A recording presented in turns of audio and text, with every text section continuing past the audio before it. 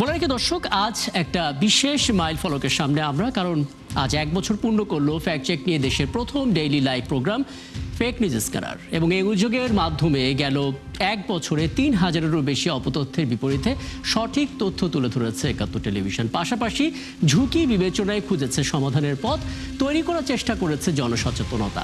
এবং আমরা আজকের আয়োজনে কথা বলার চেষ্টা করব রিউমার স্ক্যানারের senior fact checker Tanvir Mahtab আবিরের সঙ্গে। এবং একই সঙ্গে বলে রাখি, আমাদের আয়োজনে এক পর্যায়ে যুক্ত হবেন তথ্য সম্প্রচার মন্ত্রণালয়ের মাননীয় মন্ত্রী ও বিএনপি দলীয় সংসদ সদস্য জহিরুদ্দিন স্বপন। আমরা মূল আলাপে যাব, তবে তার আগে এক নজর একটু দেখিয়ে দিতে চাই দর্শক আপনাদেরকে যে এই 1 বছরে ফেক নিউজ স্ক্যানার কি করেছে আসলে। শুরুতে বলে রাখি, এখন পর্যন্ত আমরা 357টি পর্ব প্রচার করেছি এবং আজকে যে পর্বটা আপনারা দেখছেন সেটা 358 নম্বর পর্ব। এবং এই 357 যেটা আমরা বিগত সময়ে ফেলে এসেছি, সেখানে আমরা দেখতে পাচ্ছি 3754টি ফ্যাক্ট চেক আমরা তুলে ধরার চেষ্টা করেছি। বলে রাখি, rumour scanner, broom Bangladesh, fact watch, এরকম কিছু ফ্যাক্ট চেকিং প্ল্যাটফর্মগুলোর যে অপতথ্যগুলোর ফ্যাক্ট চেক তারা করে সেগুলোই আমরা তুলে ধরার চেষ্টা করি। পাশাপাশি নিজেদের কিছু ফ্যাক্ট চেকিং যে টুলস, সেই টুলস ব্যবহার করে আমরা চেষ্টা করি দর্শক সেগুলো তুলে ধরার। এই ফাঁকে বলে রাখি, 4 ধরনের অপতথ্য মূলত আমরা এক এক করে দেখানোর চেষ্টা করি, সবচেয়ে সংবেদনশীল হিসেবে চিহ্নিত করার চেষ্টা করি। প্রথমত, রাজনৈতিক দল এবং রাজনীতিবিদদের টার্গেট করে যে সমস্ত গুজব এবং অপতথ্যগুলো ছড়ায়, একই সঙ্গে ধর্মীয় উস্কানি এবং বিভিন্ন গণমাধ্যমের নকল ফটোকার্ড যেগুলো আসলে ছড়ায় সেগুলো তুলে ধরার চেষ্টা করি সঠিক তথ্য দিয়ে। এবং ডিপ ফেক, যেগুলো এখনকার এই সময়ে সবচাইতে বড় মাথা ব্যথা, আমরা সেগুলো আসলে তুলে ধরার চেষ্টা করি সঠিক তথ্য দেওয়ার মাধ্যমে। এর পরবর্তী অংশে আমরা আসলে দেখেছি যে শুধু অপতথ্য তুলে ধরাই শেষ না, এখান থেকে আসলে সমাধানের একটা পথ খোঁজার চেষ্টা করা হয়। যে কারণে আমরা প্রশাসনিক দায়িত্বশীলকে আমন্ত্রণ জানাই, একই সঙ্গে প্রযুক্তিবিদ, রাজনীতিবিদ, শিক্ষাবিদ, সিনিয়র সাংবাদিক, আইনজীবী, ফ্যাক্ট চেকার এবং ভুক্তভোগীরাও আমাদের এই আয়োজনে যুক্ত হন। তাদের পরামর্শগুলো আমরা জানার চেষ্টা করি। পরবর্তীতে আমরা অপতথ্যের প্যাটার্ন খোঁজার চেষ্টা করি, কি ধরনের গুজব কি প্রক্রিয়ায় ছড়াচ্ছে সেটা একটা পরিসংখ্যান বের করার চেষ্টা করি। এবং দেশের শীর্ষ ফ্যাক্ট চেকিং প্ল্যাটফর্মগুলোর সঙ্গে আমরা সমন্বয়ের চেষ্টাটাও করে রাখি দর্শক। এবং বলে রাখি, আমাদের যে আয়োজন, সেই আয়োজনের একটা লক্ষ্য আছে। আমরা মূলত অপতথ্যের বিপরীতে এই সঠিক তথ্য একদিকে যেমন তুলে ধরার চেষ্টা করি, জনসচেতনতা তৈরির চেষ্টা করি, তথ্য যাচাইয়ের যে দক্ষতা সেটা তৈরি করা, এবং একই সঙ্গে দেশের ফ্যাক্ট চেক নিয়ে একটা টেকসই কাঠামো নির্মাণ করার চেষ্টাও আমরা করে থাকি। দর্শক, একটু বলে রাখা প্রয়োজন, এই ফেক নিউজ স্ক্যানারের যাত্রা শুরুর কথাটা একটু মনে করে দিই। 2024 সালের 5 আগস্ট পরবর্তী সময়ে আপনারা দেখেছেন দেশে রীতিমতন অপতথ্যের জোয়ার শুরু হয় এবং সেটা চরম পর্যায়ে পৌঁছায় সে সময় শারদীয় দুর্গা উৎসবের সময়। আমরা দেখেছি সাম্প্রদায়িক উস্কানি নানা মহল থেকে, দেশের বাইরে থেকে অনবরত গুজব ছড়াচ্ছিল। এবং সংবেদনশীল পরিস্থিতিতে করণীয় ঠিক করতে আমরা দেখেছি সে সময় কর্মীদের নিয়ে একটি জরুরি সভা করেন একাত্তর টেলিভিশনের সিওও এবং বার্তা প্রধান শফিক আহমেদ। এবং তার পরিকল্পনা নির্দেশনায় যখন পরীক্ষামূলকভাবে সম্প্রচার করা হয় এই আয়োজনের, তখন থেকে আসলে ধারণা পাওয়া যায় যে কতটা প্রয়োজন। এবং সেই থেকে আমরা প্রথম পর্ব প্রচার করি এপ্রিলের 2 তারিখ, এবং আজকের এই দিন থেকে আমরা আসলে সেই যাত্রাটা শুরু করেছিলাম। এবং সেই জায়গা থেকে একটা আস্থার জায়গা করে নেয় একাত্তর টেলিভিশনের নিয়মিত আয়োজন। এবং আমরা আসলে আলাপটা করতে চাই, এই আয়োজনে এক পর্যায়ে যুক্ত হবেন তথ্য সম্প্রচার মন্ত্রণালয়ের মন্ত্রী জহিরুদ্দিন স্বপন। কিন্তু এই মুহূর্তে আমার সঙ্গে আছে রিউমার স্ক্যানারের senior fact checker Tanvir Mahtab Abir. মনে করতে পারি আমরা যখন এই আয়োজনটা শুরু করেছিলাম, শুরুর দিন আপনি ছিলেন এবং আপনাদের দিক থেকে নানামুখী সহায়তা আমরা পেয়েছি। কারণ দিন শেষে যে সমস্ত ফ্যাক্ট চেকগুলো আপনারা করেন সেগুলো আমরা নানাভাবেই তুলে ধরার চেষ্টা করি। কতটুকু আসলে পেরেছে ফেক নিউজ স্ক্যানার? প্রথমত 71কে অভিনন্দন। এটা একটা বড় মাইল ফলক। বাংলাদেশের প্রেক্ষিতে ফ্যাক্ট চেকিং বিষয়টা খুবই নতুন, বিশেষ করে গণমাধ্যমের জন্য ডেডিকেটেড একটা প্ল্যাটফর্ম বা ডেডিকেটেড একটা প্রোগ্রাম চালু করাটা আমরা আসলে স্বপ্নই মনে করতাম। বিগত কয়েক বছর আমরা অনেক চেষ্টা করেছি গণমাধ্যমকে আমাদের এই কন্টেন্টগুলো রিপাবলিশ করানোর জন্য, কারণ আমরা সবসময় বলে এসেছি যে ফ্যাক্ট চেকাররা তাদের কিছু লিমিটেশন আছে। সেই লিমিটেশনের কারণে হয়তো একেবারে প্রত্যন্ত অঞ্চলে মানুষের কাছে আসলে পৌঁছানো খুব কঠিন। সেটা আসলে গণমাধ্যমের জন্য সেটা খুব সহজ হয়ে যায়, কারণ গণমাধ্যম একেবারে প্রত্যন্ত গ্রাম অব্দি বা মানুষ টেলিভিশন দেখে, পত্রিকা পড়ে।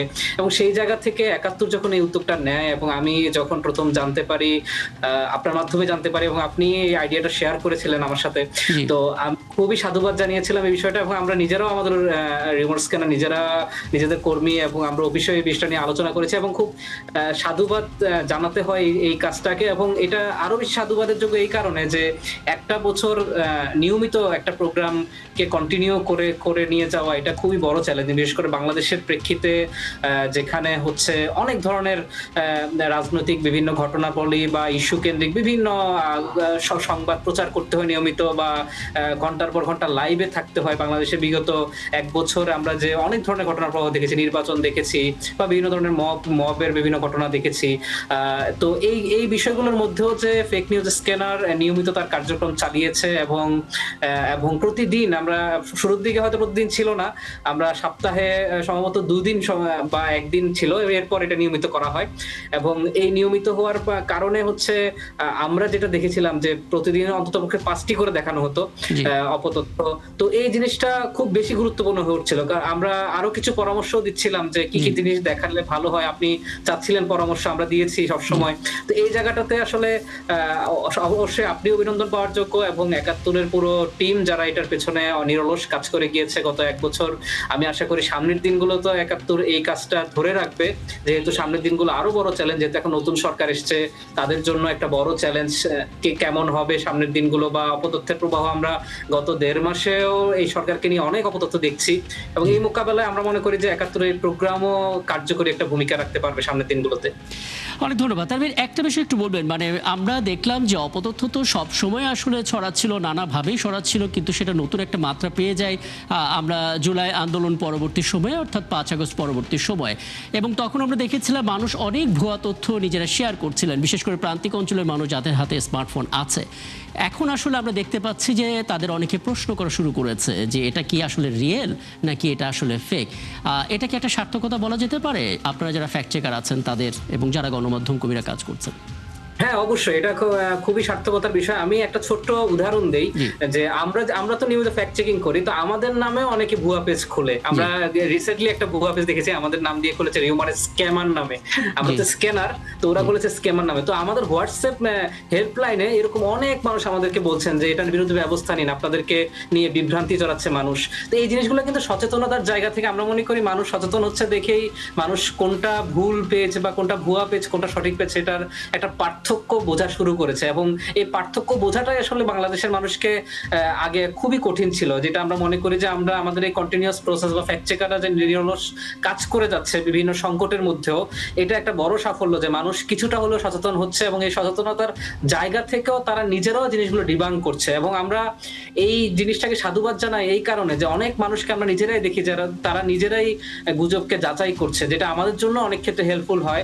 আমরা স্ক্রলিং করেন বা মনিটরিং এর মাধ্যমে এসব দেখি, যেটা আসলে আসা উচিত এই জিনিসগুলো সাধারণ মানুষের কাছ থেকে। কারণ ফ্যাক্ট চেক একটা বিষয় এই ফাঁকে একটু জেনে নিই, মানে এখানে যদি মাননীয় মন্ত্রী যুক্ত হন তখন তার কাছেও আসলে জানার চেষ্টা করব, কিন্তু দিন শেষে আসলে আপনারা যারা দীর্ঘদিন ধরে কাজগুলো করছেন তারা কতটা একটা শক্ত টেকসই কাঠামো এটা ফিল করেন? কারণ এখন গণমাধ্যম এবং গণমাধ্যম কর্মীরা অনেক বেশি আসলে টার্গেটেড গুজবের শিকার হচ্ছেন। আমি এই প্রশ্নটার উত্তর জানার চেষ্টা করব একটা ছোট্ট বিরতির পর ফিরে এসে। আপনি আমাদের সঙ্গে আছেন দর্শক, ফেক নিউজ স্ক্যানারের ছোট্ট একটা বিরতির পর ফিরছি, আমাদের সঙ্গে থাকবেন। ধন্যবাদ সাথে থাকার জন্য। আপনারা আছেন 71-এ, চলছে ফেক নিউজ স্ক্যানার। মাহতাব, আমি একটা বিষয় একটু জানার চেষ্টা করি। একটা প্রশ্ন আসলে আপনার কাছে করে গিয়েছিলাম যে প্রথমত আমরা তো ফ্যাক্ট চেকগুলো করছি এবং সেগুলো তুলে ধরার চেষ্টা করছি, এবং পরদিন আবার নতুন নতুন অপতথ্য আমাদের সামনে হাজির হচ্ছে, কিন্তু দিন শেষে একটা টেকসই কাঠামো দরকার যেখান থেকে আসলে একটা স্তম্ভ তৈরি হয় যে হ্যাঁ অপতথ্যগুলো আসলে ফিল্টার হয়ে আসবে স্বয়ংক্রিয়ভাবে, কিংবা আমরা হয়তো সেরকম টুলসগুলো হাতের কাছে পাবো। সেরকম টেকসই সমাধান কি হতে পারে, কতটা জরুরি, এবং সরকার রাষ্ট্র আসলে কি করতে পারে এক্ষেত্রে? এটা নিয়ে সারা বিশ্বেই চিন্তা ভাবনা আছে। আমরা এখন পর্যন্ত এমন কোনো ফিল্টারিং সিস্টেম নেই যেটা আসলে আপনি অপতথ্যকে বাধা দিয়ে রুখে দিতে পারবেন। এটাকে রিচ কমাতে পারেন বা এটার গতিপথ কিছুটা রোধ করতে পারেন। এবং এই জায়গাটাতেও আমরা আমাদের কাজটা যেটা করি সেটা আমরা তো অপতথ্যগুলো যাচাই করে সঠিক তথ্যটা জানাই, কিন্তু এর পরের কাজ কিন্তু আসলে আমাদের না। এর পরের কাজ হচ্ছে প্রথমত দুটো স্তরের। একটা স্তর হচ্ছে যারা ভুক্তভোগী বা ভিকটিম, তাদের কিছু করার আছে অবশ্যই। তারা যে ভিকটিম হয়েছে জেনেছেন এটার বিরুদ্ধে তারা ব্যবস্থা নিতে পারেন, এবং এই ব্যবস্থাটাই প্রথম স্তর। আর এরপরের স্তর হচ্ছে সরকারের নিজেরা স্বপ্রণোদিত হয়ে কিছু করতে পারে কিনা। সেক্ষেত্রে সরকারের আইন শৃঙ্খলা বাহিনী নিয়মিত সমন্বয় করতে পারে ফ্যাক্ট চেকারদের সাথে। আমরা যে কাজগুলো করছি সেই কাজগুলো তাদেরকে হ্যান্ড ওভার করলে তারা ওই অনুযায়ী ব্যবস্থা নিতে পারে, এবং এই ক্ষেত্রে ভিকটিমের একটা বড় রোল প্লে করা গেছে, যেটা আমি বললাম যে তারা যদি ব্যবস্থা নেয় সেক্ষেত্রে জিডি হতে পারে বা মামলা হতে পারে। এই কাজটা সরকারের জন্য সহজ হয়ে যাবে, আইন শৃঙ্খলা বাহিনীর জন্য সহজ হয়ে যাবে। তো এই দুইটা স্তর কিন্তু বাংলাদেশে এখনো অনেক অভাব, এবং অনেকাংশেই আমরা এটার ঘাটতি দেখি, যেটার কারণে আসলে অপতথ্য আসলে রোধ করাটা আমাদের জন্য বা ফ্যাক্ট চেকারদের জন্য অনেক বেশি কঠিন হয়ে দাঁড়ায়। আমরা আমাদের কাজটা করে রাখি, কিন্তু ওই করে রাখা পর্যন্তই। যারা ছড়াচ্ছে তারা কিন্তু ছড়ানো থামাচ্ছে না, কারণ তারা দেখছে যে তাদের বিরুদ্ধে কোনো ব্যবস্থা নেওয়া হচ্ছে না, তখন তারা এটা নতুন উদ্যমে বা একটা প্রশ্ন আমাদেরকে প্রায় অনেকে করেন যে আমরা আসলে ফ্যাক্ট চেক গুলো তুলে ধরার চেষ্টা করছি যে প্রতিবেদনের মাধ্যমে, সেই প্রতিবেদনে হয়তো দেখা যাচ্ছে এক মাসে একটা ফেসবুক পেজ থেকে প্রায় 10-12টা গুজব ছড়াচ্ছে, ভিন্ন ভিন্ন দিনে ভিন্ন ভিন্ন সেই গুজবগুলো আমরা দিচ্ছি, কিন্তু একই পেজ থেকে। তখন অনেকে প্রশ্নটা করে যে ইউমা ছড়ানোর পরও এই পেজটা কেন বন্ধ করা যাচ্ছে না? আচ্ছা, এই পেজ বন্ধ করা যাচ্ছে না এটা পুরোপুরি ঠিক না। অনেক ক্ষেত্রে এই পেজগুলো হচ্ছে ফ্ল্যাগিং এর কারণে ফ্ল্যাগ খায়, বিভিন্ন ফ্যাক্ট চেকিং প্রতিষ্ঠানগুলো ফ্ল্যাগ করে, এটার কারণে ওরা আনপাবলিশ হয়ে যায়। তখন ওরা করে কি, ওদের যেহেতু একটা ইন্টেনশন আছে যে ওরা গুজব ছড়াবে বা বিভিন্ন ভাবে এটাকে ওরা স্প্রেড করবে, তো ওরা আসলে থেমে থাকে না। একটা পেজ বন্ধ হলে ওরা একই নামে আরেকটা পেজ খোলে। তো এই জিনিসগুলো আসলে স্প্রেড হওয়া বন্ধ হয় যতক্ষণ পর্যন্ত আপনি তার পেছনের ব্যক্তিকে না ধরতে পারবেন, পেছনের গোষ্ঠীটাকে না ধরতে পারবেন। আপনি একটা পেজ বন্ধ করবেন, এর বিপরীতে এরা আরো দুটো পেজ নিয়ে হাজির হবে। এই কারণে আসলে আমাদের কাছে মনে হয় যে আসলে বন্ধ হয় না কেন। আসলে বন্ধ হয়, কিন্তু ওরা আবার নতুন করে তারা হয়তো পেজটাকে ক্লোন করে ফেলে। আরেকটি বিষয় অনেকে জানতে চান, ব্লু টিক যে সমস্ত পেজগুলোতে আছে সেখান থেকেও আমরা রিউমার ছড়াতে দেখি, এর কারণ কি থাকতে পারে? এগুলো চিহ্নিত কিনা? তাহলে আমরা আসলে ব্যবস্থা নিতে পারছি না কেন, বা নিলে কতখানি নিচ্ছি? ব্লুটিকটা এখন ফেসবুক বা মেটার প্ল্যাটফর্ম গুলো এতটাই সহজলভ্য করে দিয়েছে, কারণ এখন টাকার বিনিময়ে ব্লুটিক করাটা একেবারেই সেকেন্ডের বা মিনিটের ব্যাপার। তো এটা আসলে বড় সুযোগ নিচ্ছে এই অপপ্রচার যারা করছে তারা। তো এই জিনিসটা এখন মানুষও কিছুটা হলো এখন সচেতন হচ্ছে। মানুষ ব্লুটিক দেখে আসলে এখন আর বিশ্বাস করে না। আমরা যতটুকু আমাদের মনিটরিং আমরা দেখি যে মানুষ দেখলে আসলে বিশ্বাস করে না। আগে কিন্তু বিশ্বাস করে ফেলতো, আগে বলতো যে এটা তো ব্লুটিক করা বা এটা হচ্ছে ভেরিফাইড আইডি, আপনি কিভাবে বলছেন ওরা মিথ্যা বলছে। তো এখন ওই জায়গাটা কিছুটা হলো মানুষের ভিতরে সচেতনতা এসছে। আরো সামনে আসবে যখন দেখবেন কিনা এই ব্লুটিক গুলো কিন্তু বেশি দিন স্টে করে না, কারণ যারা এই আইডি যাদের নাম দিয়ে চালানো হয়, যাদের ছবি ব্যবহার করে চালানো হয়, তারা যখন এটার বিরুদ্ধে স্টেপ নেয় যে না আমার বিরুদ্ধে একটা ভুয়া ভেরিফাইড অ্যাকাউন্ট এসছে, তখন ফেসবুকে যখন তারা এটা জানায়, ফেসবুক কিন্তু এটা বন্ধ করে দেয় সাথে সাথে। তো এই কাজগুলো আরো বেশি করতে হবে। আমি ওই আগের কথাই বললাম যে ভিকটিমরা যদি এগিয়ে আসে তাহলে সমন্বিত একটা কাজ হবে আমাদের ক্ষেত্রে। আমরা যেটা মনে করি শুধুমাত্র ফ্যাক্ট চেকারদের এই কাজটাতে সীমাবদ্ধ তখন থাকবে না। আসলে ভিকটিম যদি আমরা বলি, আমরা তালিকা যদি দেখি, তাহলে আমরা মোটামুটিভাবে 4 ক্যাটাগরি ভিকটিম এখানে দেখতে পারি। প্রথম হচ্ছে প্রান্তিক অঞ্চলের মানুষ, দ্বিতীয় অংশে আমরা দেখতে পাচ্ছি টার্গেট করে বিভিন্ন রাজনীতি এবং রাজনীতিবিদ আছেন, এবং যারা আসলে একটু সেলিব্রিটি পরিচিত মুখ, যাদের ফেস ভ্যালু আছেন তারা, এবং শেষ ক্যাটাগরিতে আমরা দেখতে পাচ্ছি বিভিন্ন দেশের, অর্থাৎ একটা দেশে থেকে আরেকটা দেশে গুজব ছড়ানোর একটা প্রবণতা, যেখানে কোনোভাবে বাংলাদেশকে আসলে ট্যাগ করে দেওয়া যায়। আমরা যদি তৃতীয় অংশটা নিয়ে একটু কথা বলি, ধরুন কোনো একজন টার্গেট করা হলো রাজনীতিবিদকে, এবং আমরা দেখেছি একজন রাজনীতিবিদকে টার্গেট করা হলো এবং তাকে নিয়ে আমরা কথা বলছি। কিছুদিন আগে আবিদুল ইসলাম এলেন, এবং আমরা দেখেছি রিউমার স্ক্যানে তাকে নিয়ে প্রচুর অপতথ্যের যাচাই করা হয়েছে, সঠিক তথ্য তুলে ধরা হয়েছে। সে কিন্তু নিজেও আইনি সহায়তা চেয়েও বেলো যেই 11টা মাস ইন্টার্ম গভর্নমেন্ট ছিলেন, সেই সময় তিনি কোনো সমাধান খুঁজে পাননি, এবং এখন এই সময় এসে তিনি দেখেছেন যে এত বেশি অপতথ্য ছড়াচ্ছে, কটার সমাধান তিনি আসলে করবেন? ভিকটিম আসলে এই ক্ষেত্রে কি ব্যবস্থা নিতে পারে? কারণ তিনি তো অজস্র দিক থেকে ভিকটিমাইজ হচ্ছেন।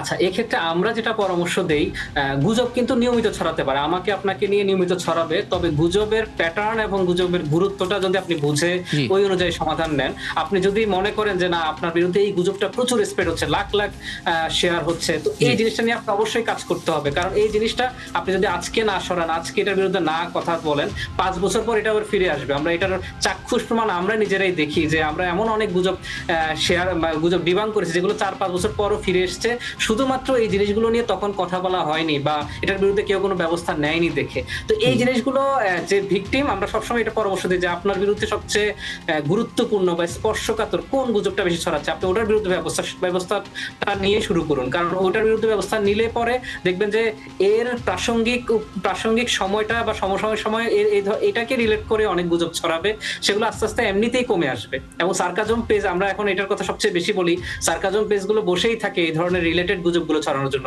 এটা কিন্তু এত বেশি পাত্তা দেওয়ার কিছু নেই, কিন্তু আপনি তো ওইটাকে পাত্তা দেবেন যেটা হচ্ছে সবচেয়ে বেশি ছড়াচ্ছে। অনেক ক্ষেত্রে দেখা যায় সার্কাজম পেজকেই সূত্র হিসেবে ধরে অনেক রাজনীতিবিদ, অনেক সেলিব্রিটিরাই বক্তব্য দিচ্ছেন, ওয়াজ মাহফিলে বক্তব্য হচ্ছে, আমরা এটাও দেখছি। বিভিন্ন মন্ত্রীর বক্তব্য, জ্বালানি সংকটে আমরা দেখলাম যে বিভিন্ন মন্ত্রীর বক্তব্যগুলোকেই কোট করা হচ্ছে সেলিব্রিটিদের বিভিন্ন বক্তব্যে। তো এই জিনিসগুলো কিন্তু ভাববার বিষয়। আমি সার্কাজম পেজকেই এখন এর বিরুদ্ধে আমার ব্যবস্থা নিতে হবে। তো এই জিনিসগুলো আসলে গুরুত্বটা বুঝতে হবে এবং এটা কতটা তার ক্ষতি করবে বা ইম্প্যাক্ট ফেলবে তার জীবনে বা তার প্রফেশনাল লাইফে, এটা বুঝে যদি সে এর বিরুদ্ধে স্টেপ নেয়, আমরা মনে করি এটাই তার। হ্যাঁ, এবং এটা আসলে বিশেষভাবে ধন্যবাদ দেওয়া উচিত আপনাদেরকে এই অর্থে যে আমরা দেখতে পাচ্ছি এক ধারাবাহিকভাবে সার্কাজম পেজ থেকে অনেকটা সত্যের মতো করে তুলে ধরার চেষ্টা থেকে যে অপতথ্যগুলো ছড়ানো হয়, যেগুলো খুঁজে বের করা খুবই কঠিন, এবং অনেক খেয়াল করে দেখা যায় ওখানে আসলে যমুনা টিভির নামটা এমনভাবে ব্যবহার করা হয়েছে কিংবা একাত্তর টেলিভিশন লোগোটাকে এমনভাবে ব্যবহার করা হয়েছে, শুধুমাত্র ফন্টের কারণে আমরা হয়তো একটু সন্দেহ করার সুযোগটা পাচ্ছি। একটা সময় তো আমরা ফিরে এলাম, একটা দীর্ঘ সময় আমরা মানে পারও করে ফেললাম। টেক জায়ান্টদের সঙ্গে কি আমাদের সরাসরি যোগাযোগের দক্ষতাটা কি বাড়লো? মানে আমরা তাদের সঙ্গে সরাসরি যোগাযোগ করে এই সমস্যাটা চিহ্নিত করে তুলে দিলে, মানে একটা ফোন কলে সেটা ডিলিট করে দিল বা তারা মুছে দিল, এমনটা কি হলো? কিছুটা হলো? এটা আমাদের আসলে সম্ভব না, ফ্যাক্ট চেকাতে সম্ভব না। আপনি যেহেতু বললেন যে আজকে মন্ত্রী মহোদয় থাকবেন, উনি থাকলে আমি এটাই বলতাম যে এই জায়গাটাতে সরকারের কাজ করার একটা বড় সুযোগ আছে। টেক জায়ান্টদের মাধ্যমে, পিটিআরসির মাধ্যমে হোক বা সরকারের সংশ্লিষ্ট মাধ্যমে যদি ম্যাটার প্ল্যাটফর্মগুলোর সাথে যোগাযোগ করা যায়, কারণ ম্যাটার প্ল্যাটফর্ম গুলোই হচ্ছে সবচেয়ে বড় মাধ্যম এগুলো ছড়িয়ে দেওয়া। সেটা ফেসবুক, ইনস্টাগ্রাম বা থ্রেড এখন সবচেয়ে বড় একটা ইস্যু। থ্রেড নামে একটা প্ল্যাটফর্ম আছে ম্যাটার। এই প্ল্যাটফর্মগুলোর সাথে যদি সরাসরি যোগাযোগ করানো যায়, দুটো ইস্যু, একটা হচ্ছে যে স্পর্শকাতর ইস্যুগুলোকে নামিয়ে দেওয়া পুরোপুরি, আর একটা হচ্ছে রিচ কমানোটা এই জন্য জরুরি যে আপনি যদি প্রথম ঘন্টা এগুলোকে নামিয়ে দিতে, রিচ কমিয়ে দিতে পারেন, এরপরে কিন্তু এগুলো স্প্রেড হবে না। কিন্তু আমরা যেটা দেখি যে এই জিনিসটা না হওয়ার কারণে ঘন্টার পর ঘন্টা যখন এটা থেকে যায়, এটা রিচটা বাড়তেই থাকে এবং এই জিনিসটা মানুষ থেকে মানুষে ছড়ায় এবং অনেক সময় এটা আমরা প্রভাবশালী বা দায়িত্বশীল ব্যক্তিদের বক্তব্য এটা চলে আসে। তো এই জায়গাটাতে বড় সুযোগ আছে সরকারের কাজ করার, এবং এটা মন্ত্রী মহোদয় থাকলে আমি তাকে পরামর্শটা দিতাম যে সরকার যদি কাজটা করতে পারতো। হ্যাঁ, আপনার মাধ্যমে দর্শকদেরকে একটু জানাতে চাই, কারণ আমাদেরকে কথা দিয়েছিলেন তথ্যমন্ত্রীকে থাকবেন, কিন্তু ঠিক এই মুহূর্তে একটা গুরুত্বপূর্ণ বৈঠকে তিনি ঢুকে গেছেন, যে কারণে তিনি সঙ্গত কারণে, যৌক্তিক কারণে আসতে পারেনি। তবে হ্যাঁ, আপনার বক্তব্যটা এবং আমাদের যেই প্রত্যাশা জায়গা, নিশ্চয়ই তার কাছে সেটা পৌঁছে যাবে এবং সামনে কোনো আয়োজনে আমরা তাকে পাবো। এবং আপনাকে ধন্যবাদ আমাদেরকে এটা সময়টা দেওয়ার জন্য। আমাদের সঙ্গে ছিলেন এতক্ষণ rumour scanner senior fact checker Tanvir Mahato বাবুই। এবং দর্শক, আপনারা আছেন ফ্যাক্ট চেক নিয়ে কেতনের নিয়মিত আয়োজন ফেক নিউজ স্ক্যানারে, এবং আমরা আসলে একটা বছর পার করে এসেছি। সামনের দিনগুলোতেও আমরা রিউমার দূর করতে চাই, ঠিক একইভাবে একই সময়ে। এবং এই আয়োজনে যুক্ত হতে পারেন আপনারাও। যে কোনো খবর যদি আপনাকে সংশয়ে ফেলে, সেটা একটা স্ক্রিনশট আমাদেরকে মেল করতে পারেন। আপনারা টিভি স্ক্রিনে দেখতে পাচ্ছেন, মেল আইডি fns.71tv@gmail.com এই ঠিকানায়। ফেসবুকেও যুক্ত হতে পারেন, Facebook/ফেক নিউজ স্ক্যানার এই ঠিকানায়। আমরা সেই তথ্যের ফ্যাক্ট চেক করে আপনাদের জানাবো।